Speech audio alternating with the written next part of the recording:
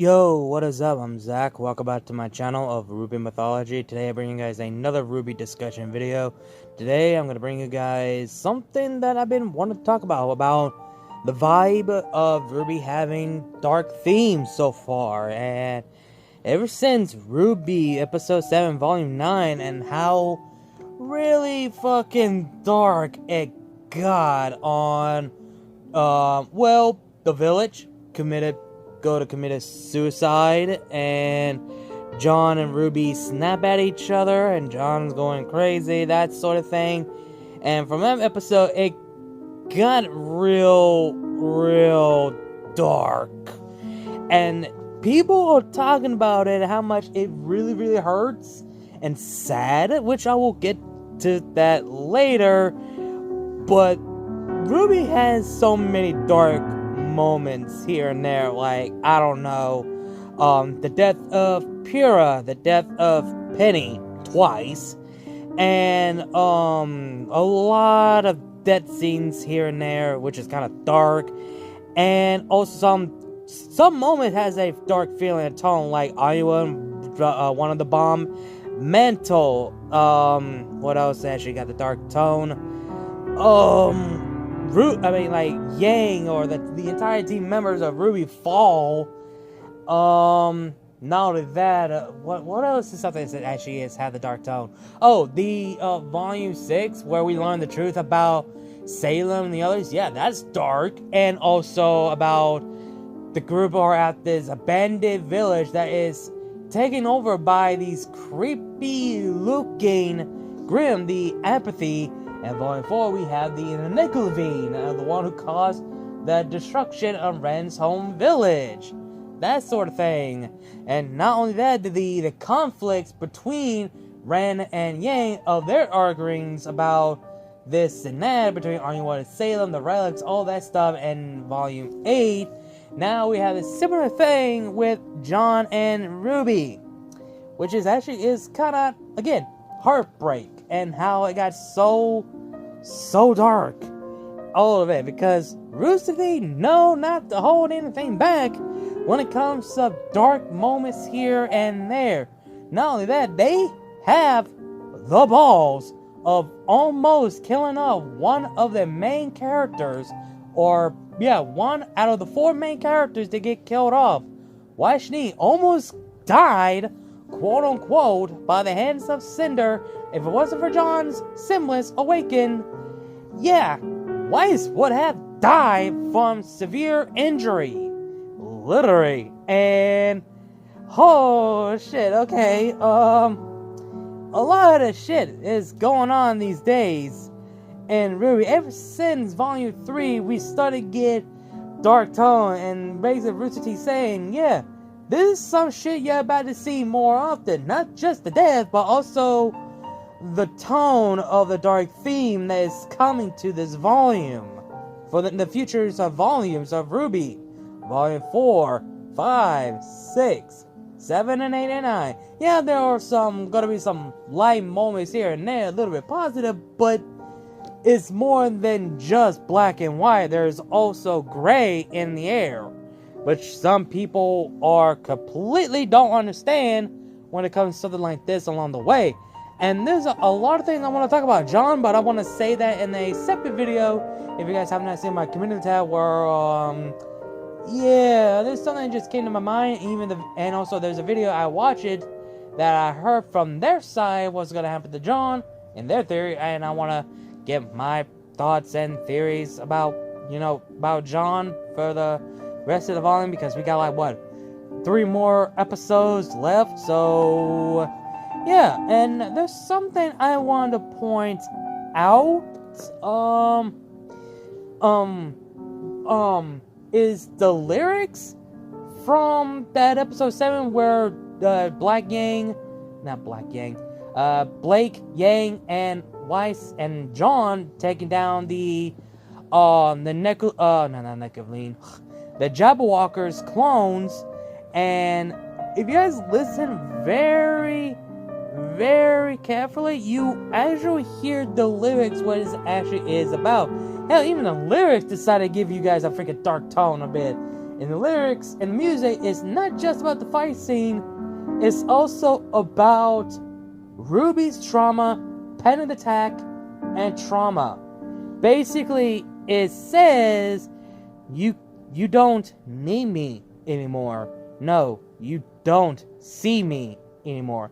I tried my best to lead the floor, but I can't pass the door. And that is basically about Ruby.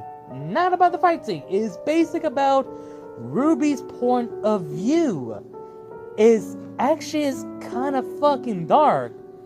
And like everything just went to hell about Ruby had enough. Why has no one even focused on her, but not that no one's not focusing on her because everything's so going on at the moment and everyone gets so distracted by other things, but not focusing on her the most because, yeah,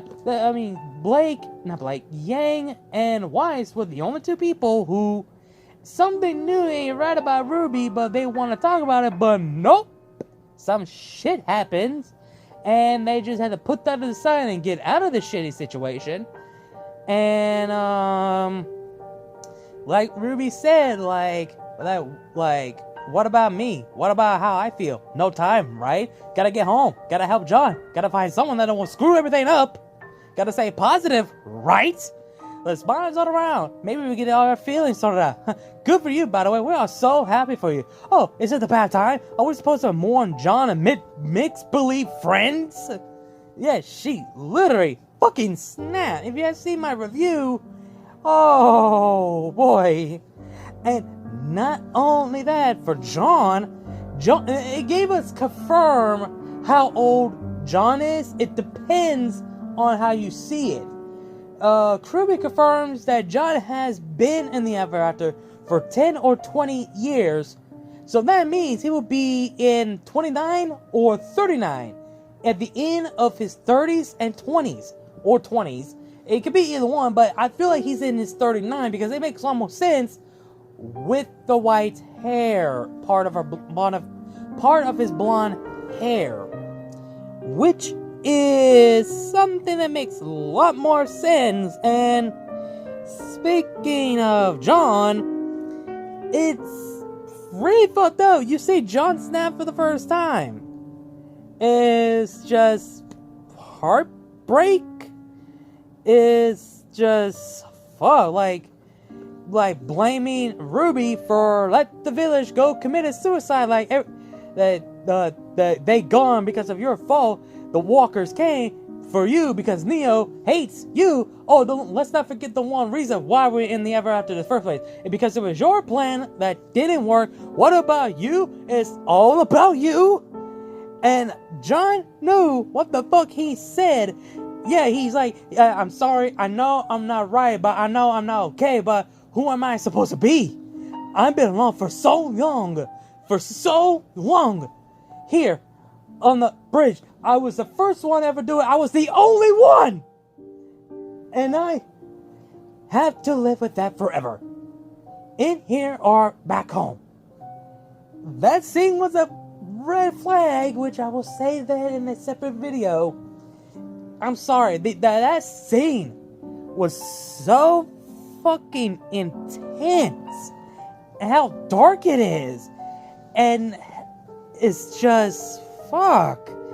And not only that, there's something I want to go over right now. It's something that my friend Crimson Hollow, my homie, sent me ton of screenshot about this one person. I can't identify if this person is a he or she, because this person went in all depth on what happened about, episode 7, volume 9, between the arguments between Ruby and John, and also similar how Yang and Ren went out, and there's more than that with Weiss, Yang, and Blake, that sort of thing.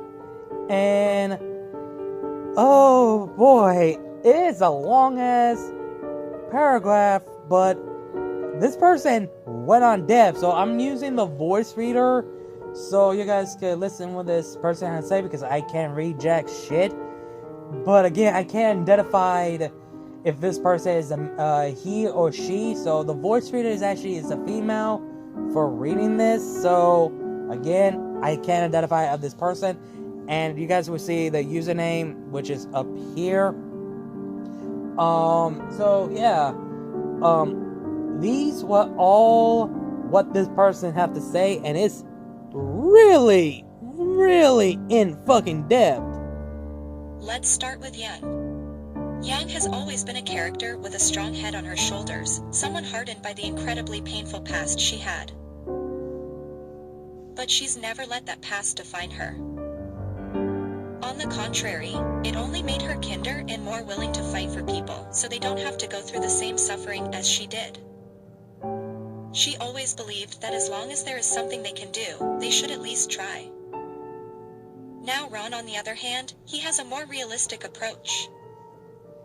He lived in a village of peaceful people who, when the Nukkalevi arrived, tried to fight back with no futility. He saw that pure drive doesn't always lead to good results. So when they got to Atlas and he saw that their decisions are not working, and arguably just making things worse, he caved in and relied on Ironwood's orders. So those two different views are what led to the clash between him and Yang happening in the first place. A clash which was never about who was right and who was wrong. Because they were both right. Ran was right to say that they shan't be the ones who have to make these kinds of decisions. They were forced to grow up and become huntsmen and huntresses before they were even ready for such burdens.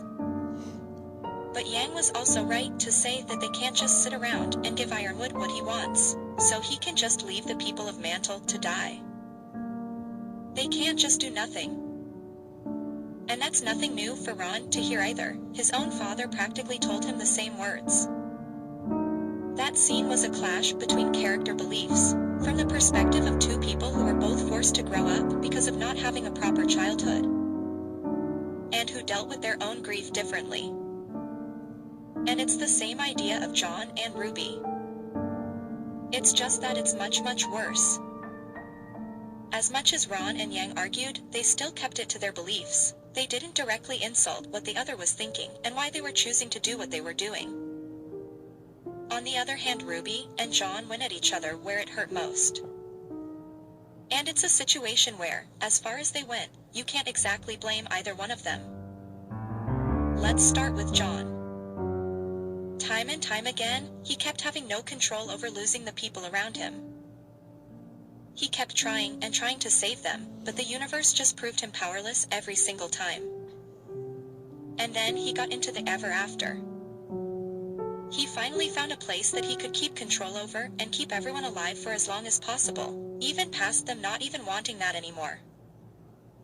Only for him to lose that too.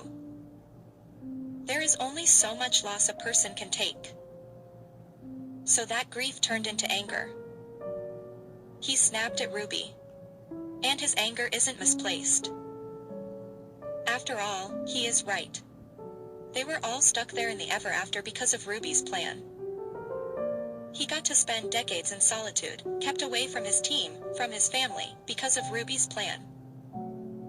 But Ruby couldn't just not do anything either.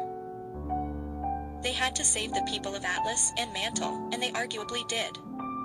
Not all of them, of course, but Ruby's plan in the end did work to an extent. Those people would have been long dead if Ruby would have done nothing. Actually, through a bitter irony, Ruby doing nothing in the fight they all had against Neo is what led to the Pages' village getting destroyed in the first place. Or at least that's John's thought process, which again, I can't exactly fully blame him for. Because maybe if Ruby fought as well, the fight would have been over sooner and John would have been in time to prevent the flooding. So he snaps at Ruby, putting all the blame on her. He goes far. Way too far. But I can't blame him. And now that I defended his side, let me do the same for Ruby. The moment Blake tries to ask her opinion, she snaps. Because God, it's so easy both for them and for the audience to remember that technically, she's still a kid. Hell, Mary hero's reaction to Team Funky fighting with the Atlassian army in the first place was to say they're still kids, and they're 2 years older than RWBY. RWBY quite literally shoulders the weight of the entire world right now on her shoulders, while never having enough time to deal with her own grief. And through all that, people are still looking at her for directions when she doesn't have all the answers. She shouted in single quote "T have all the answers" just because she was pushed to be the team leader, everyone's support. Everyone relied on her to make decisions, and every single decision she took in Atlas, from her perspective, either was the wrong one, or led to death. She was the one who needed to take all the decisions, and now the consequences of those decisions are still on her to bear. Should she have snapped at everyone around her? No, definitely not. But can you really blame her for doing it? Also no. Both John and RWBY took it too far. Way too far. They shouldn't have said anything from what they did. But at the same time, these are two people who are so incredibly broken right now, so incredibly overcome by sadness and grief, that you just simply can't blame any one of them. Of course, at the same time I don't think we should ignore the damage their words created for others either. John's words made RWBY's breakdown worse, and in turn, RWBY's breakdown ended up hurting Weiss, Blake and Yang. But I want to focus on the Blake and Yang part here because of course that's the one people love to misconstruct. Remember when I talked about Yang earlier in the thread? Well, let me revisit one specific part. Yang being broken by her past, and not having a childhood. We all know that the reason for that is the fact that she chose to give it all up for RWBY. Yang, her entire life did nothing but sacrifice every fiber of her being for RWBY. Her childhood, her happiness, her goal of a lifetime of trying to find answers from Raven, and arguably even her life at the end of Volume 8. Yang said it herself, she thought she died when she woke up in the ever after. And she was okay with it. Because at least that meant RWBY was safe. Everything Yang ever did was for RWBY. And the one time she chooses to do something for herself, the one time she chooses her own happiness too, RWBY snaps at her, resentfully. And like I said in a previous post too, I don't blame RWBY for anything. I already said enough above about how her breakdown is completely justifiable. I'm not trying to make RWBY seem like the person here, I'm trying to make you guys realize how incredibly hurtful this might feel from Yang's perspective. I'm sure Yang understands she didn't mean it. Her, of all people, understands that you don't always say what you mean when you're angry. But I'm sure it hurt as hell on the spot, hence why the sad with a tinge of anger hey she starts when RWBY snaps towards them. Because it isn't fair. After everything, Yang deserves at least this one piece of happiness for her. And Blake, well I feel like this hurt even more for her than for Yang. Because while Yang would come to understand that RWBY didn't mean her words, for Blake it hit a little bit deeper than that. Remember their talk from Volume 8? Blake admitted to RWBY that she looks up to her. Told her that the reason why she still has hope in a better tomorrow is because of her. The reason why Blake specifically is the one trying to lift everyone's spirits is because she is doing nothing but following in RWBY's footsteps. And RWBY is lashing out at her for that now. It's the first time we see Blake crawl into herself in that self-soothing gesture she does when she feels small and helpless, since V7. And that is the reason why Yang steps in front of her. It's not that Yang was afraid that RWBY would attack Blake, this is her sister for God's sake. She put herself in front of Blake because she knows how deep words can sting for her. So she's trying to redirect RWBY's focus and anger towards herself. Every single character stood by their own morals and or mental state in these scenes. Every single character had a completely justifiable and understandable reaction to what was happening to them and around them. These scenes were never about putting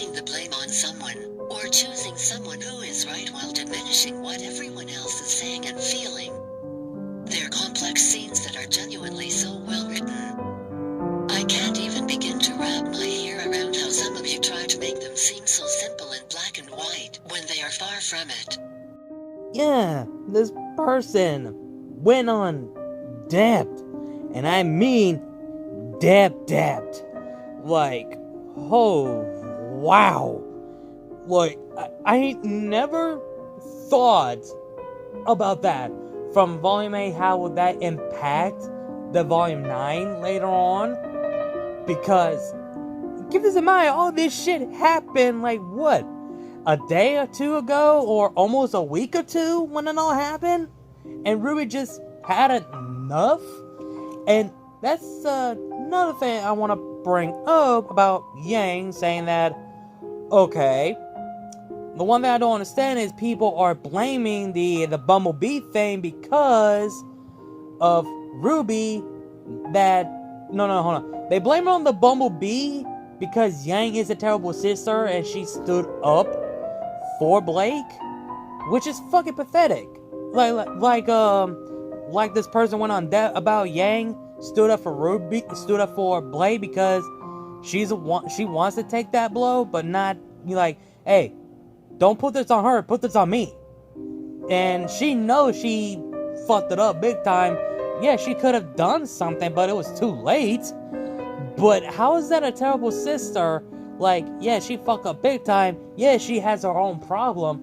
And I literally said this to someone in one of their videos in the comments saying, like, so basically you don't want Yang to have her own life, even though she just gave up part of her childhood to help and raise RWBY to have a childhood, because Summer Road was quote-unquote dead, and Ty was in a mental breakdown, couldn't even do nothing, help raising RWBY, and Yang had to give up all of that.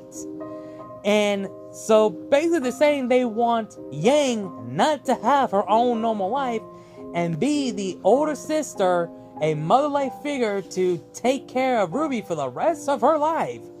Like, no, that's not how it works. Sometimes these characters needs to change and be themselves for once of their life.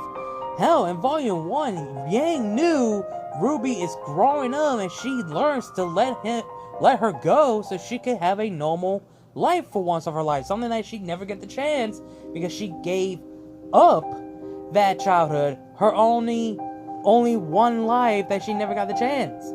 So now RWBY is fully grown up now, she could actually have her own life again. So I don't know why people are blaming Yang for being a terrible sister for standing up for Blake, because there are a couple now, which is fucking stupid.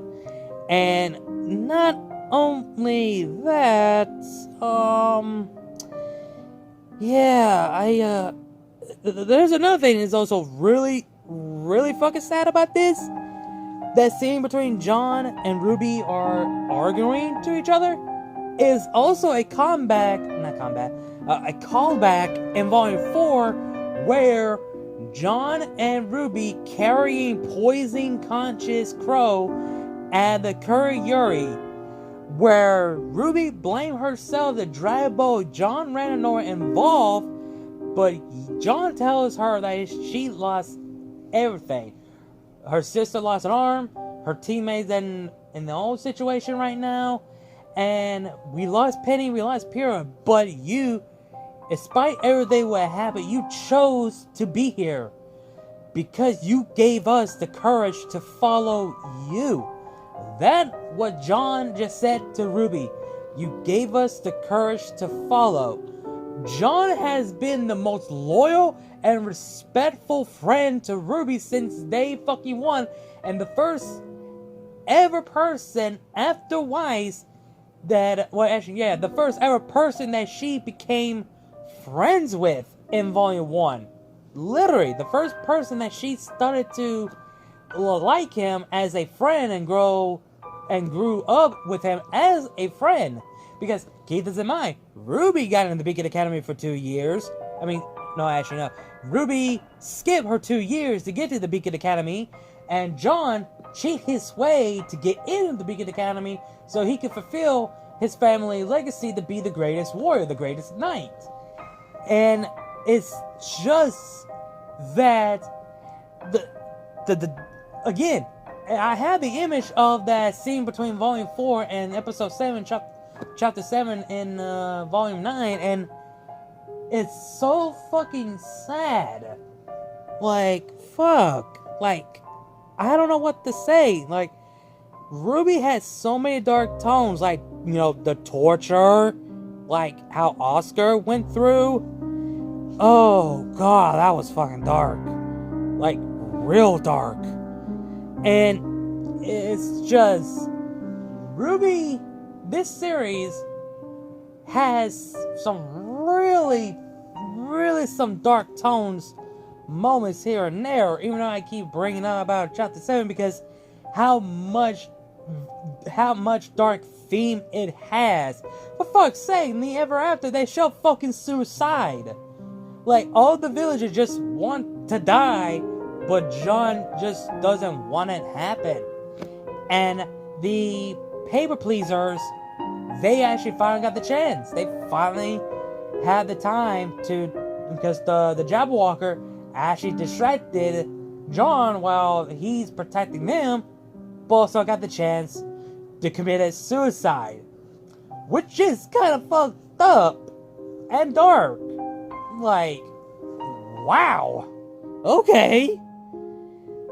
I just don't know what to say about this because what else you have to say about this? Because RWBY shows a lot more dark elements in this series, and I'm all for it, even though I wasn't prepared for, like, you know, the Bumblebee thing. They came out of the fucking nowhere. I thought it was gonna happen in episode 8, not episode 8, but the finale of the series itself. Nope, it happened soon. And I thought RWBY's gonna go on a mental breakdown in episode 8, but apparently, no, it happened on episode 7. Caught me by surprise, and shit. We honestly don't know what's gonna happen to RWBY and the others in the next 3 episodes, because we got 3 final episodes left, and who knows what the fuck is going to happen. But we just have to wait until Saturday, which is the next 3 more days, which is, oh boy. But that's all I have to say. But let me know what your thoughts and opinions down below. Tell me what you guys think. Like, comment, share, subscribe. Links to my other channels, my social media were down below. Description bar. You guys know the drill. Again, like, comment, share, subscribe, and I'll see you guys later. RWBY is love, RWBY is life. Keep moving forward, and I'll see you guys later.